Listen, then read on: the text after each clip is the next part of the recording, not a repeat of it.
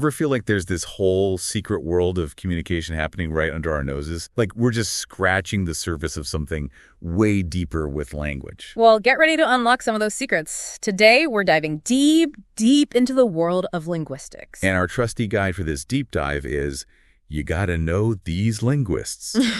It's basically our cheat sheet, our crash course through the entire history of how people have thought about language. And let me tell you, it's a wild ride, but don't worry, we're here to make sure you don't get lost along the way. I agree, it can seem overwhelming at first, but this document, it's not just some dry list of names and dates. It's more like listening in on a conversation that's been going on for centuries, where each of these thinkers is building on, sometimes arguing with, the ideas of those who came before them. It's really a testament to how these ideas have evolved. Exactly. And we're going to be your guides, highlighting the aha moments, making those connections between these giants of linguistics. So are you ready? Because we're starting our journey way back, 5th century BCE India, with Panini, the OG grammar guru. This guy was so into the structure of language, he practically invented the field of linguistics. Well, Panini didn't exactly start from zero, but he got pretty darn close. His Ashtadhyayi, that's his masterpiece. Imagine a grammar of Sanskrit, but so detailed, so incredibly structured, that linguists are still grappling with it today. Wait, hold on. We're talking about a grammar book written over 2,000 years ago that still has something to say to modern linguists. It's kind of like that, yeah. A lot of what Panini was doing way back then actually foreshadowed concepts that are now central to modern linguistics, especially in computational linguistics. You know, things like natural language processing. Okay, now you're just messing with me. I'm serious. Take his Siva Sutras, for example. He organized sounds into these really intricate tables, kind of like ancient linguistic spreadsheets. Linguistic spreadsheets, I love it. And you know what? They're not that different from how we use algorithms to analyze massive amounts of language data today. Okay, you know what? That is mind-blowing. So Panini, he lays this groundwork for understanding language as a system. But what about the history? The connections between languages themselves? Isn't that where Sir William Jones comes in? You got it. Fast forward to 18th century England, and we meet Jones. Now, this guy, he wasn't just any Englishman. He was a judge for the British East India Company. Being a judge back then, that's already impressive. But this guy, he had a side hustle, and it was languages. Talk about a busy bee. And not just dabbling in languages. He was a full-blown savant. Right? But he was particularly captivated by Sanskrit. And as he dug deeper, really dug deep, he started noticing something really interesting, like really striking similarities between Sanskrit and Latin and Greek. Hold on, are you telling me that this guy, just by looking at these different languages, figured out they were all connected, like distantly related? Exactly. He realized these languages weren't just vaguely similar, they actually descended from a common ancestor. We're talking about the granddaddy of languages, what we now call Proto-Indo-European. So Jones, he's the one who cracked the code, figured out this whole family tree of languages. You could say that. He was the one who brought this whole idea to light, and it totally revolutionized how we understand the relationships between languages. Jones's work was the spark that ignited the whole field of comparative linguistics. It just blows my mind, thinking about these early linguists with none of the fancy tools and technology we have today, we're still able to make these huge discoveries about, well, language itself. But I have a feeling Jones's discoveries, they weren't all sunshine and roses, right? Yeah. I mean, digging into the origins of languages, that's going to come with some controversy. Oh, absolutely. I mean, when you're talking about the origins and migrations of entire groups of people, things can get a bit, well, sensitive. And that's exactly what happened with Proto-Indo-European. So it's about more than just words and grammar then, huh? We're talking history, culture, maybe even a bit of politics all mixed in with the linguistics. Exactly. It's a tangled web, and to be honest, there are still debates going on today about some of the theories Jones's work sparked. It reminds us that language, it's not just this isolated thing. It's deeply intertwined with, well, everything. Okay, so to recap. Yeah. We've gone from ancient Sanskrit grammars to discovering the granddaddy of languages, Proto-Indo-European. And we've even touched on a little controversy along the way. What's next on our linguistic adventure? Well, to find that out, you'll have to join us for the next part of our deep dive, because things are about to get even more revolutionary as we enter the age of structuralism. All right, so last time we ended on a bit of a cliffhanger. The age of structuralism, right? Sounds a little intimidating. It's not as scary as it sounds. Think of it this way. Remember those incredible connections Sir William Jones made? Figuring out that languages could be related like families. Well, structuralism is all about figuring out the nuts and bolts of how language works as a system, like how all those pieces fit together to make communication possible. And leading the charge in this new era, we have Ferdinand de Saussure. Okay, I'm intrigued. But before we dive into Saussure, can you help me understand how his work builds on what we've already covered? We started with Panini way back in ancient India, creating this incredibly detailed grammar of Sanskrit. And then we jumped ahead to Jones and his discovery of Proto-Indo-European. So where does Saussure fit into all of this? Great question. Imagine you're trying to understand how a watch works. You could take it apart, look at each tiny gear, each spring, and trace their development through time. That's kind of what linguists had been doing before Saussure, focusing mostly on how languages change over time, their history. But Saussure, he comes along and says, hold on a minute. What if we also look at how all these parts work together right now to keep this watch ticking? So it's like instead of just focusing on the history of the watch, he wants to understand the mechanics, how it actually tells time in this moment. Exactly. He called this synchronic analysis, basically, taking a snapshot of a language at a specific point in time. And to really understand the snapshot, he said, we need to look at what he called lang. That's the underlying structure of a language, all the rules and relationships that allow it to function. Okay, so instead of just looking at individual words and how they've evolved, we're talking about understanding the whole system, the underlying code that makes language tick. You got it. And Saussure, he argued that this underlying system, this lang, it exists separately from how we actually use language in everyday life, what he called parole. Think of it like this lang is like the rules of chess, and parole is like all the different games you could play with those rules. Okay, that makes sense. But didn't Saussure also have some thoughts about those mysterious laryngeals that Jones struggled with when he was reconstructing Proto-Indo-European? You know, those sounds that disappeared but left traces in the languages that descended from it? He did.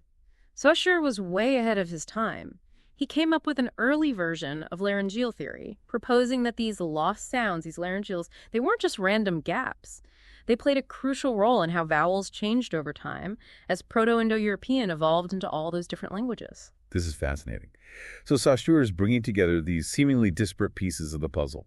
He's looking at language as a system in the present moment, connecting it to its historical roots, and even tackling these tricky questions about sounds that disappeared centuries ago. And there's more. He also recognized that language isn't just this abstract system, it's also a social phenomenon shaped by the communities that use it. He understood that to truly grasp the complexity of language, you have to consider the social context. Okay, so Saussure is basically hitting language from every angle. It's like he's single-handedly expanding the scope of what linguistics can be. But I have to ask, and maybe this is getting into dangerous territory, but if language is this system where everything is connected, does that mean the words we use are somehow, I don't know, inherently linked to the concepts they represent? Like, is there a reason why a furry, four-legged creature that meows is called a cat? That's a question that has kept philosophers and linguists up at night for centuries. And Saussure's answer was a resounding no. He strongly believed in what he called the arbitrariness of the sign. The arbitrariness of the sign. Okay, now you have to break that down for me. Basically, it means that the relationship between a word like cat and the actual furry creature it represents is completely arbitrary. There's no inherent catness to the word cat. It's just a convention, an agreement we've all made to call it that. So you're saying there's no real reason why a cat couldn't be called, I don't know, a blargin or a flim-flam. Exactly. Think about it. Different languages have completely different words for the same concept. The word for table in French is table, but that doesn't mean there's anything inherently table-like about those sounds. It's just what French speakers have agreed to call it. Wow, that's actually blowing my mind a little bit. It seems so obvious now that you say it, but we take it for granted, don't we? This whole idea that the words we use are just symbols, agreed upon labels for things in the world. It's a deceptively simple idea, but it had huge implications for how we understand the relationship between language and thought, which brings us to our next linguistic heavy hitters, Edward Sapir and his student, Benjamin Lee Whorf. Now we're getting to the good stuff. This is the Sapir-Whorf hypothesis, right? The idea that maybe language doesn't just reflect our thoughts, but actually shapes them. You got it. It's a question that's fascinated people for ages. Does language control thought, or is it the other way around? The ultimate chicken or the egg debate. So tell me, what did Sapir and Whorf have to say about all of this? Okay, so last time we were about to enter the fascinating world of pragmatics. I have a feeling this is where language goes from being all neat and tidy to, well, a little more human. Exactly. And when it comes to understanding how we actually use language, how we navigate all those unspoken rules and hidden meanings, well, no one did it better than Paul Grice. Grice, okay. I'm ready to have my mind blown. What did he bring to the table? Well, before Grice, a lot of linguistics focused on grammar, semantics, the literal meaning of words and sentences. But Grice, he realized something crucial was missing.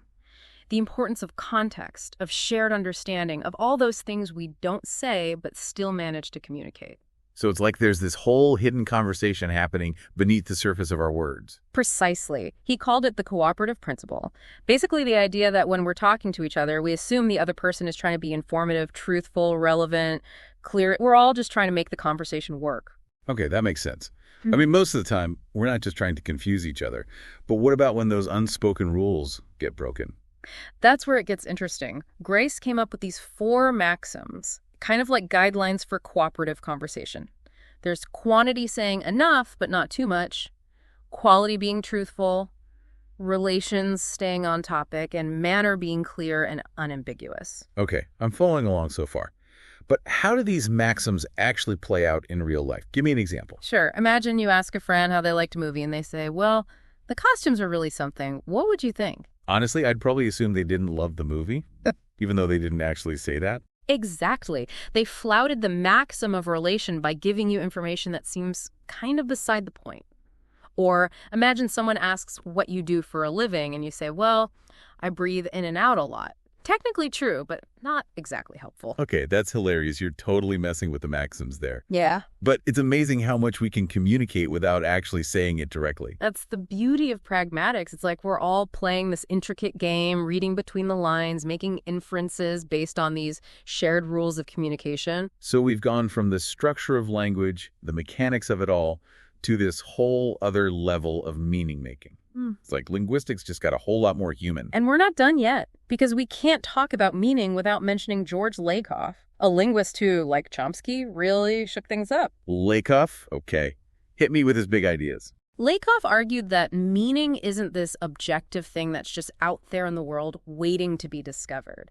He said it's fluid, it's dynamic, it's grounded in our experiences, our bodily sensations, our cultural understandings. So instead of language just reflecting reality, Lakoff is saying it actually shapes how we understand that reality. Exactly.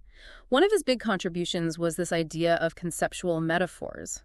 Basically, we use language to understand abstract concepts by relating them to more concrete experiences. Okay, I need an example. Sure, think about how we talk about time. We say things like, the future is ahead of us, or we're moving forward in time. It's like we're imagining time as this physical path we're traveling along. Wow, I never thought about it like that. But it's so true. We use these spatial metaphors all the time to talk about abstract things. Exactly. And Lakoff argued that these metaphors aren't just linguistic quirks. They reflect a fundamental way that our minds make sense of the world. That is mind-blowing.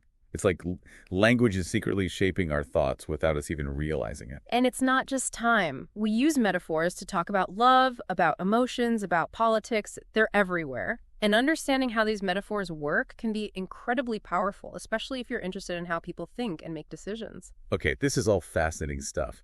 But so far, we've been mostly talking about language in a very theoretical way. What about how language actually functions in the real world within different communities and social groups? Oh, you've hit on another crucial aspect of linguistics, and that's where sociolinguistics comes in. And when it comes to sociolinguistics, there's one name you absolutely have to know: William Labov. Labov, all right. Bring on the social dynamics. What did he teach us about language? Labov was a pioneer in showing that language isn't just about individual competence, whether you use who or whom correctly. He said language is social. It's deeply embedded in social structures, in power dynamics, in group identities. So the way we speak can say a lot about who we are, where we come from, our place in the world? Exactly. Labov's most famous study, he went to department stores in New York City, and he noticed something interesting about how people pronounce their RS. Their RS, like how hard they pronounce them. Exactly. He found that people in higher-end stores, they were more likely to pronounce their R's clearly, while those in lower-end stores often dropped them. No way. You mean something as small as how you pronounce your RS can signal your social class? Exactly. It's a subtle difference, but it can have a big impact on how people perceive you, how they treat you. Wow, that's pretty eye-opening. That- It makes you realize how much we're communicating, even unconsciously, through our language. And Leboeuf's work went even further than that. He challenged this whole idea that there's one correct way of speaking. He showed that dialects that had been dismissed as quote-unquote substandard, they weren't wrong, they were just different. They had their own internal logic, their own grammatical rules. So instead of seeing different ways of speaking as good or bad, we need to start appreciating the diversity and richness of language, right? Precisely. And that's a message that's still incredibly relevant today. Absolutely. Okay, we've covered a ton of ground here. We've talked about ancient grammars, the evolution of language, the power of metaphors, the social life of language. Is there anything we've missed? Well, there's one more linguist I want to mention, a kind of rock star in the field, Steven Pinker. He's not only done amazing work, but he's also incredibly good at explaining these complex ideas to a wider audience. Oh, I know Pinker. He wrote The Language Instinct, right? Yeah. I remember being totally blown away by his arguments about how language is this innate human capacity, something we're born with, not just something we learn. Exactly. And he's written extensively about so many other fascinating aspects of language, how grammar evolved, the relationship between language and thought, even how language has played a role in the decline of violence throughout history. The decline of violence. Now, that's a connection I wouldn't have made. It's fascinating, right? Pinker argues that our ability to communicate, to reason with each other, to empathize, it's all tied to our capacity for language. Wow. When you put it that way, it makes sense. Language is powerful stuff. So, to wrap things up, where do we go from here? What have we learned from this whirlwind tour of linguistic thought? I think the biggest takeaway is that language is endlessly fascinating and more complex than we often realize. It's a system, it's a social tool, it's a window into how we think, and it's constantly evolving. It's been an incredible journey, that's for sure. And for our listeners, if there's one thing we hope you take away from this deep dive, it's a sense of curiosity. Keep asking questions about language, keep exploring, because there's a whole universe of fascinating discoveries waiting to be made. I couldn't have said it better myself.